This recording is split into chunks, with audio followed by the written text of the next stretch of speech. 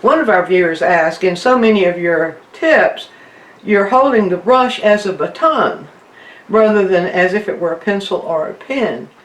Could you explain that and more about brushwork in general? Well, let's sling a brush.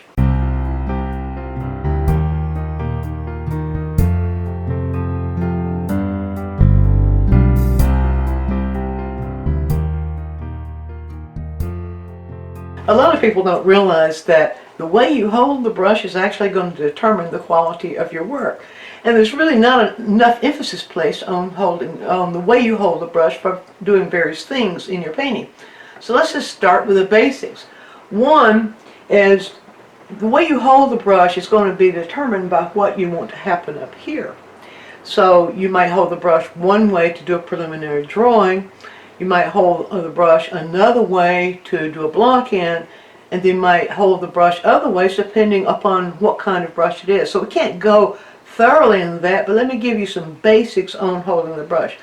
For one thing, avoid holding your brush like this. The reason you avoid that is because it causes stiff strokes. It'll cause your painting to be stiff. And so if you're holding your brush like that, that means that we need to do some exercises to get you holding the brush in a way that it works best for you. One way that you can do exercises is to begin with a small brush like this, one that will just make marks. And try this exercise. Now see if I can show you this on the camera. Try this exercise just to get you going, and I'll show you how we can take that into your finding your own personal brush stroke. Allow your shoulders and your elbow to be a part of making the brush stroke. Now that should always be a part of your painting process, where your body's involved in the act of painting, not just your fingers, or not just your fingers and wrist, but having your whole body involved in the painting process is going to give you a more fluid and alive painting. But holding your brush way down like that and just using your fingers won't give you that. If it does, it will be a miracle that I've never seen. So here's the exercise for you. First of all, just pick up a brush, a small brush of any size, and hold it on the very tip like this. And then hold it straight out and allow your shoulder, not the elbow, not the wrist, not the fingers, allow the shoulder to make the mark. Now I'll show you what I'm talking about here. So it's a small brush, and this brush makes good lines, but the intention here is not going to be necessary to create image, just to show you. However, well, let's do the practice part first. So I'll just pick up a color. Now loading the brush, you want to load it so that it has enough paint on it to allow the brush to come to a chiseled tip like that. So we'll load the brush like that. Now we'll hold it at the end. Now watch here. Can you get me all in there? Watch here. Stand back, have the arm completely straight, and allow the shoulder to make the mark. Allow the shoulder to pull the arm down and make the mark. Make a vertical mark, and then allow the shoulder to make a horizontal mark. You see, that will be kind of awkward at first, but if you practice doing that where you just allow the shoulder to make the mark, then you can begin to allow the shoulder and the elbow to make the mark.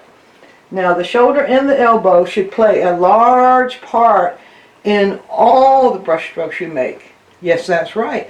If you allow them to play that part, if you create enough, do enough exercises so that you can allow them to play that part, you'll see how much more happy you're going to be with your work, because it's going to be more lively. Now I'll show you what I'm talking about here.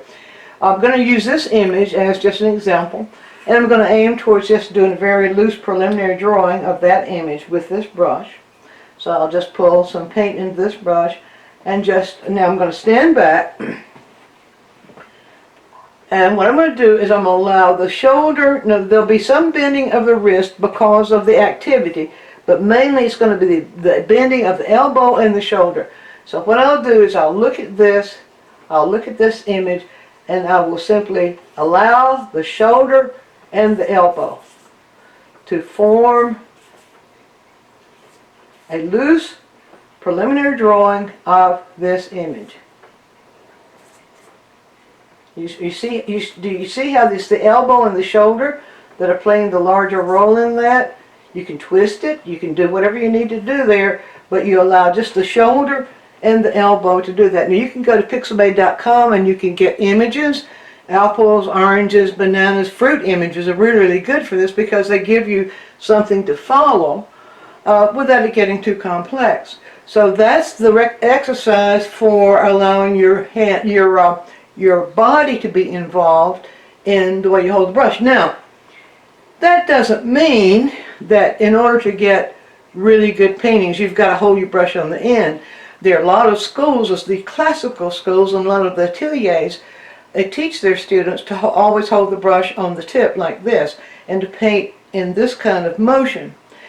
You can do that if you're uncomfortable doing that. If that doesn't feel quite at home for you, you can move your hand down just a little bit on the brush and you can hold it this way or you can hold it this way, depending on how much depending on really what you're doing. You'll notice that in my demonstrations, there'll be a lot of times I'm holding the brush like this with my thumb on top, or there'll be other times I'll give it this kind of a position to give me just a different kind of control. You have to find those things for yourself.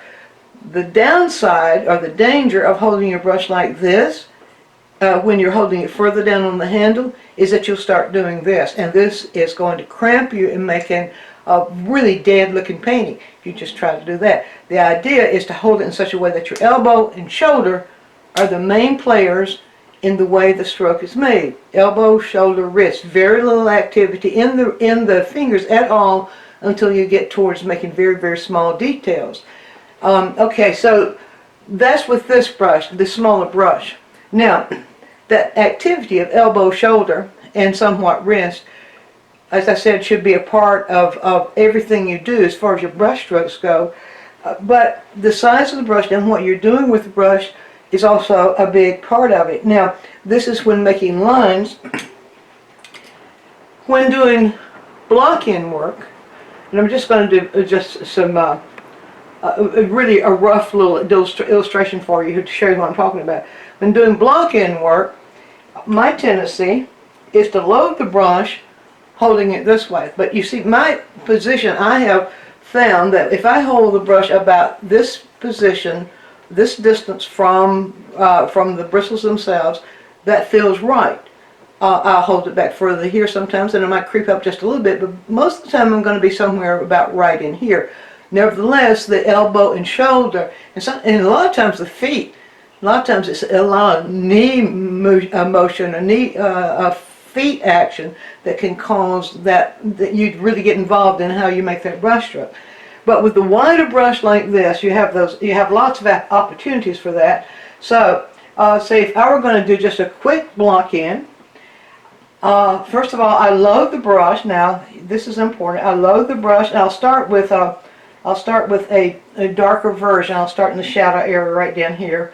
I'll load the brush with the color. And notice how I'm loading the brush. I'm loading it by pushing into the paint, not flopping my bristles right down in the middle of the paint, but loading it by pushing into the edge of the paint. That gives you more control in how much paint you pick up.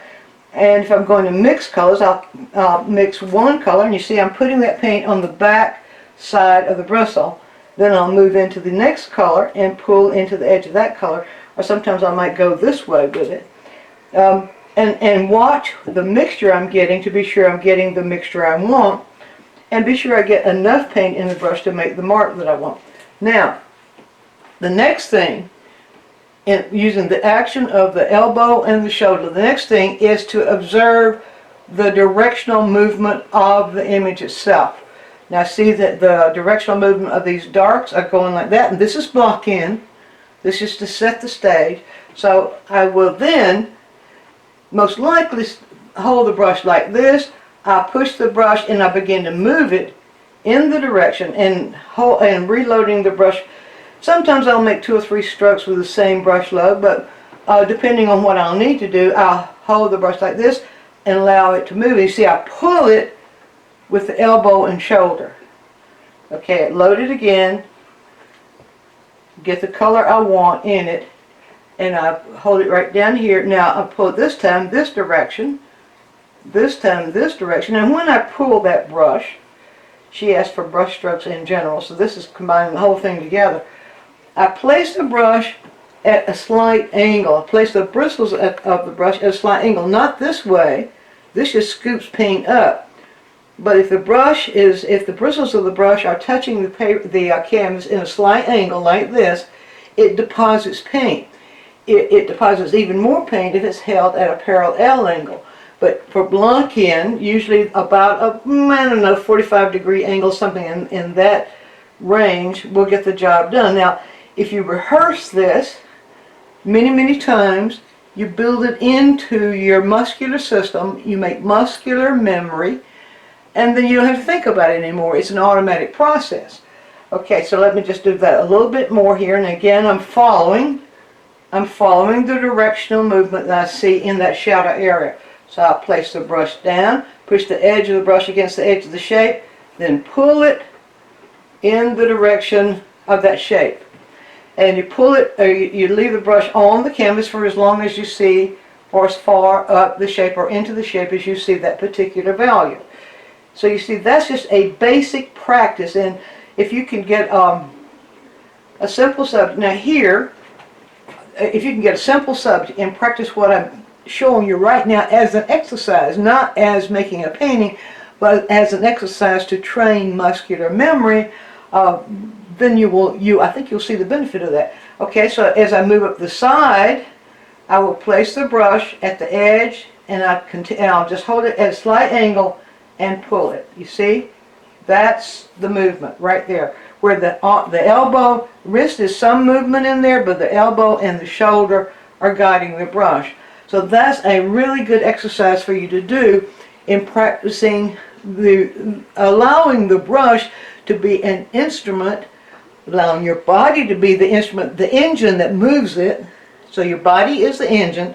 Lay that brush down, it can't do a whole lot by itself.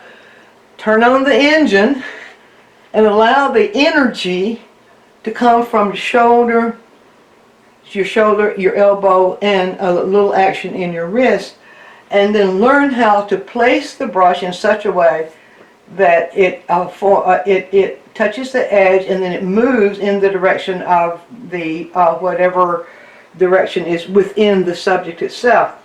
Now that's with the blocking, and you can then build variations. That's basically the movement. It's where you find to hold the handle of the brush, how you grip it. Now you can do this kind of thing with gripping it like this, but you see that cramps it. If you're holding it like that pencil grip, and you're trying to do this kind of thing, you see what I'm doing here? I'm pulling down, I'm all cramped.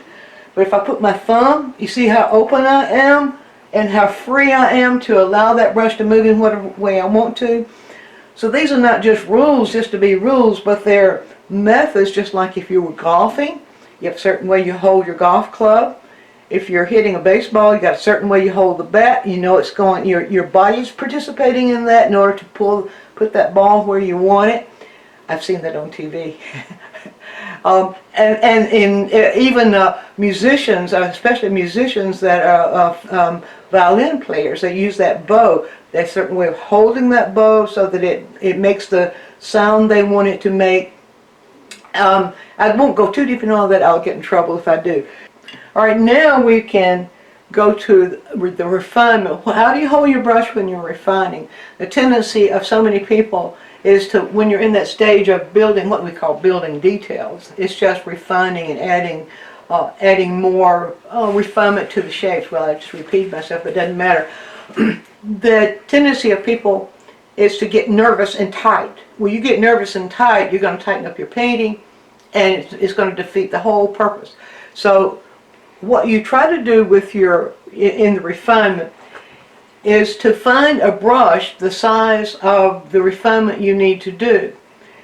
And when you do that, you keep holding the brush the same way. You don't change the way you hold the brush, but you keep holding the brush the same way. Now let's see if I can give you a little example here. Suppose I haven't got enough here to really do this, but I can show you. Suppose I need to have a scumble here to show this kind of glazy feeling over that apple. I still hold the brush the same way. I turn it like this. I hold it closer to the surface and pull it with my arm, my elbow, and my shoulder. Not like this. If you do this, this is what's going to happen. It's going to taper off on you. Pull it with the elbow and shoulder. If I need just a tiny little refinement, let's see, what's an example of that? Well, let me just get right up in here. If I just need a tiny refinement where I just need to change something to a lighter value, pull the paint in the brush. The way you load the brush with the paint determines also a lot about what happens. But what I'll do here now is not go to the fingers. Hold the brush the same place, the same way, but I'll get a little bit more wrist movement. The wrist movement comes during the refinement phase, not during the block-in phase. And so then I'll place the brush here, and then I might give it a little bit of wrist movement like that. But you see, it's still elbow and shoulder. It's no matter what you're doing, as long as you keep the elbow and shoulder movement into it, you're going to make a more lively painting. So the important thing is consider this an important exercise. Consider this an important thing that can improve your painting. And do the exercises. It takes lots of practice because building the muscular memory is the foundation of what's going to enable this to happen without you having to think about it, especially if you're in the habit of doing this. So I would suggest that you go through this quick tip as many times as you need to. Practice what I just showed you how to do and see if you don't see a difference in the liveliness of your painting overall. Be sure to view all of our quick tips. And while you're doing so, subscribe to the channel, click on the bell so you'll always get a notice when we produce a new quick tip, which is every week. And if you have a question, leave it in the comments section and we'll make a quick tip for you. Also, take a trip over to DianeMize.com where I have full-length lessons, downloads, DVDs, lots of other stuff there, some free stuff for you. And while you're there, you can subscribe to the newsletter, and that way you'll always be informed every time we do something new.